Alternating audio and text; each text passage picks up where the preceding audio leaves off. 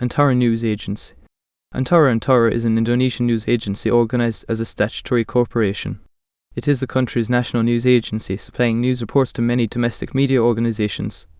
It is the only organization authorized to distribute news materials created by foreign news agencies. The news agency was founded in 1937, when the country was still a colony in the Dutch Empire, by independent activists dissatisfied with the lack of local coverage by the Dutch-owned Aneta news agency. Antara's operation was absorbed into the Dōmei Tsushin news network following invasion by the Japanese in 1942. Its staff played a key role in the broadcast of Indonesia's proclamation of independence and assumed control of the Dōmei facilities in the region at the end of the war. The agency remained under private management until it was placed under the control of the presidency in the 1960s, when the government shifted its focus from decolonization to nation building. Antara became an institution through which the state could promote its policies. Following a wave of political reforms in the late 1990s, Antara began to produce its reporting independently of the government and was reorganized as a state-owned enterprise in 2007. However, media scholars argue that a lengthy relationship with the government makes it difficult for the agency to become an unbiased news organization. Antara celebrated its 75th anniversary on 13 December 2012. Early years. Antara was established on 13 December 1937 in Batavia, later Jakarta, the colonial capital of the Dutch East Indies. Prior to its establishment, Dominique Willem Berretti had founded Aneta, the Indies' first news agency. A number of Dutch and indigenous firms were also in existence but did not achieve similar stature. As a Dutch agency, however, Aneta rarely included local news in its coverage. This led to dissatisfaction among independence activists Soemenang Sorjanoto and Albert Manompang Sipahotor, who eventually decided to form a separate news agency. Soemenang had been working at the Tiga Hijau Timur newspaper, while Sipahotor was an employee for a Dutch advertisement agency. The latter was also an acquaintance of Adam Malik, who had left Medan after Dutch authorities attempted to imprison him for political activism. The three met at Soemenang's residence with author Armeen Payne to discuss the establishment of the news agency. Soemenang named the agency Antara based on Antara, a weekly magazine he had previously established in Bogor. He became its editor-in-chief, while Sipahotor became a senior editor.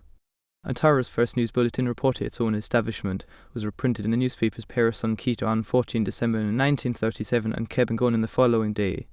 Sanusi Payne, Armeen Payne's older brother and Kebangonan's editor-in-chief, and Perisan Kita editor-in-chief Prawoto Somadilogo were appointed to the agency's board of directors. The agency's leadership was later reorganized. Soemenang became Antara's managing editor, and while Malik became his deputy. Malik, 20 years old at the time, was credited with keeping the agency alive in its early years by building a base of supporters in the emerging indigenous middle class. After Soemenang left Antara in 1938 to become the director of the Pergoro and Rakit network of schools, Sipahotor was promoted to editor-in-chief, and Pando Kartawigona became the agency's deputy editor-in-chief. Sipahotor was later elevated to managing editor, but left the agency in 1939 because of an illness. Alwi Sultan Osman, an employee of the Indies Ministry of Justice, briefly succeeded him as managing editor before being replaced by Pando Kartawigona. When Japanese forces took control of the Indies in 1942, the empire's Dōmei Tsushin news agency established a branch office in Jakarta. Antara was renamed Yashima on 29 May, and it was eventually absorbed by the Dōmei News Network 3 months later. Press activity flourished as Dōmei opened offices in major cities throughout Java. When Indonesia's independence was proclaimed on 17 August 1945, Adam Malik obtained a copy of the text and dictated it by telephone to his colleagues at the agency. The resulting news bulletin slipped past Japanese censors and was broadcast throughout Dōmei's Newswire network. Dōmei officials attempted to retract the bulletin, but a courier was able to deliver a copy of the proclamation using the agency's name to the host of Kamarkayoku radio station in midst of the confusion. Antara assumed control of Dōmei's local network when the Japanese surrendered to Allied forces weeks later and reopened under private management on 3 September. Antara's leading journalists soon saw a need for the agency to establish additional branches outside Jakarta. S. Jarudin, a former editor at Dōmei, opened one of these offices in British Singapore in February 1946. The branch received no funding from the newly formed Indonesian government and was housed in a 3-story building in Raffles Place. Its goal was to break the Dutch or Allied monopoly on news about Indonesia, especially when local British authorities did not recognize Indonesia as an independent government. National News Agency. After the Dutch relinquished all of their positions in the Indies in 1962, the Indonesian government began mobilizing the mass media in its efforts to build a unified nation. President Sukarno released an executive decree which reorganized Antara as the National News Agency Institute, or LKBN, under increased government control. Within 3 weeks of its reorganization on 24 September, the reorganized Antara became a supercorporation with its merger with other existing news agencies, the Indonesian Press Bureau PIA, the Asian Press Board APB, and the Indonesian National Press and Publicity Service INPS. Antara received financial assistance from the government and was placed directly under the president's control, giving him the authority to appoint the agency's managing director and editor-in-chief. Antara's position in the structure of government resulted in confusion over its ownership and control, as well as shifting editorial views in the coming decades. Sukarno pursued increasingly leftist policies. A conservative media accused Antara for its explicitly partisan reporting. Following his removal from office, the subsequent government also used the agency to further its policies, prompting criticism from the liberal media. An abortive coup in 1965, blamed on the Communist Party of Indonesia and its allies, left Antara under command of the Indonesian National Armed Forces. Nearly 1/3 of its editorial staff were dismissed, and many journalists sympathetic to the Communist Party were killed in the subsequent anti-communist purge. After Suharto assumed the presidency in the following year, the agency produced many of its news reports based on official government sources.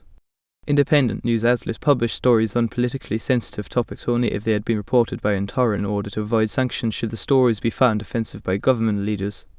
Although the government released a decree affirming freedom of the press, news publishers had to obtain a permit to publish from the Ministry of Information and a permit to print from the Military Security Authority Kuntib.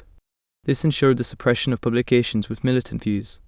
Suharto resigned his presidency in 1998, and licensing requirements for media organizations were lifted the following September as the number of authorized publications surged from 289 to over 2,000 in the span of 16 months.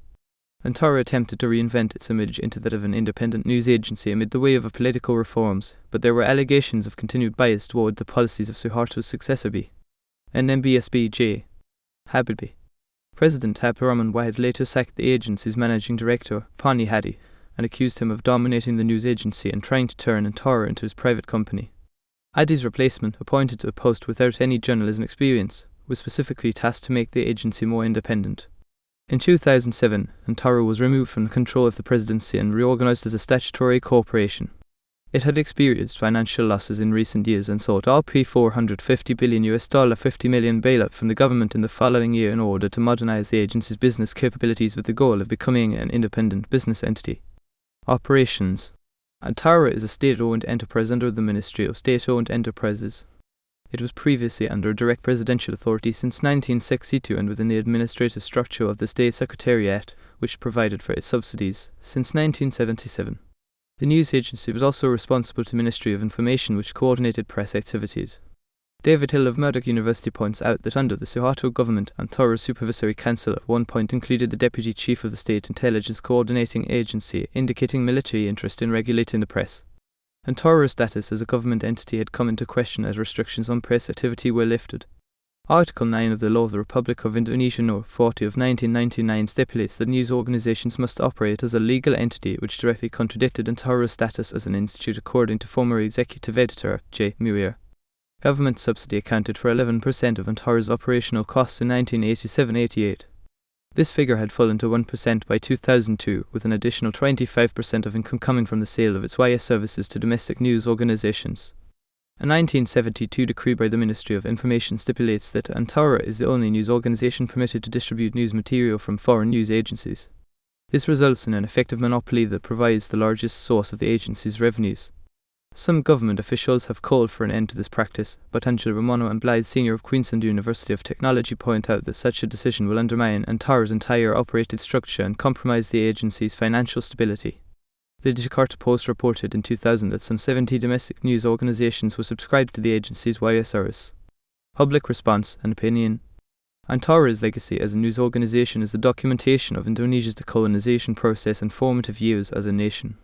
Antara became an alternative news source for the fledgling Indonesian press, which could not afford the services of its rival Aneta, and nationalist interpretations in its reporting contrasted that of the Dutch news agency. Despite these advances, political scientist Howie Hunley observed that the overall impact of Antara's reporting remained limited while Aneta continued to exist, reflecting on the weakness of the nationalist press and with predominantly home-based news coverage finding its way only into more nationalist-minded newspapers and progressive Chinese press organs. Hill argues that journalists and guerrilla soldiers were equally important in winning the Indonesian national revolution. Antara and nationalist newspapers, which were largely unrestricted under the post-war transitional Allied administration, engaged in a war of propaganda in order to gain international recognition of an independent Indonesia. On the occasion of the agency's 69th anniversary, President Susilo Bambang Yudhoyono stated, Antara made immense contributions in documenting the nation's struggle during the period of revolution, such that its role must not be forgotten. In the 1960s, the Antara agency's monopoly as the sole provider of news was broken. The Indonesian National Armed Forces, whose growing socio-political involvement in the 1950s resulted in a triangular power structure with President Sukarno and the Communist Party of Indonesia, grew wary of Antara's leftist-leaning under-government management. Under then Chief of Staff and Minister of Defense General Authorized Tsushin, it responded by establishing the Armed Forces Information Center, PPAB, in 1965 to disseminate the policies and views of the National Armed Forces. The Armed Forces Information Center, manned by personnel of the Armed Forces, became a tool in the struggle against the communists in the aftermath of the 30 September movement coup attempt of 1965, and when Suharto assumed the presidency, it became a partner in helping implement differency in the press, becoming a partner of Antara while continuing its mission to the forces. A consortium of newspapers also sought to establish an unaffiliated news agency in 1966 when it formed the KNI Foundation, but staff and resources were limited compared to Antara, which received government funding. Both agencies had ceased operations by 2001. Romano and Senior argue that Antara's relationship with the government puts the agency at risk of engaging in self-censorship in recent years. Internal reforms immediately after 1998 did not eliminate the culture of cronyism that had come to characterize the relationship between the government and the press. To note, however, that Antara journalists were given greater rights to affiliate and to organize into unions than their peers in other news organizations.